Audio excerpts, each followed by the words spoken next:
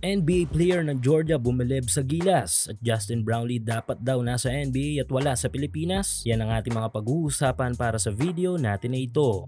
Kagabi naganap ang huling laban ng ating national team para sa ating bracket sa FIBA OQT kung saan ay nakatapatan natin ay ang national team ng Georgia. Mataas ang confidence ng ating national team this matchup dahil pa rin yan sa naging panalo natin kontra sa rank number 6 sa world ranking na Latvia. Dahil kung tutusin ay mas mataas pa ang ranking ng tinalo nating Latvia kung ikukumpara dito sa Georgia na nasa 23 sa world ranking. Pero still, hindi basta-basta ang team na ito dahil tangan nila ang dalawang NBA player na aktibo sa kanilang team ngayon sa pinakamalaking liga ng basketball sa mundo. However, medyo na-surprise tayo sa pagsisimula ng game kung saan ay 16-0 run ang pinambungad sa atin ng Georgia. Hindi kumakagat ang opensa natin at maliban doon ay sobrang higpit talaga ng depensa ng Georgia. Tila na pag-aralan ng ating pambansang kupunan. Same thing sa second quarter kung saan ay papataas ang kalamangan na naibabato ng Georgia sa Gilas. Pero pag-akyat ng third frame ay dito na unti-unting nakakapa ng Gilas ang rhythm ng kanilang play. Though hindi pa rin natin ma-take over ang kalamangan ay magandang sinyalis ito ng pagsigla ng opensa ng Gilas. At paglapag ng last at final quarter ay dito na inuga ng Gilas ang malakas at mapisikal na kupunan na Georgia. Biglang boost ang opensa ng Gilas sa tulong ni Justin Brownlee at CJ Perez. Umakyat na nga hanggang ulo ang kilabot ng Georgia dahil sa 19 points na kanilang kailangan upang makausad sa semis. Pero sa punto na yon ng laro ay malabo nang mangyari dahil mula sa mahigit 20 puntos na kalamangan nila sa mga naunang quarters ay natunaw ito ng Gilas at napababa na lamang sa 2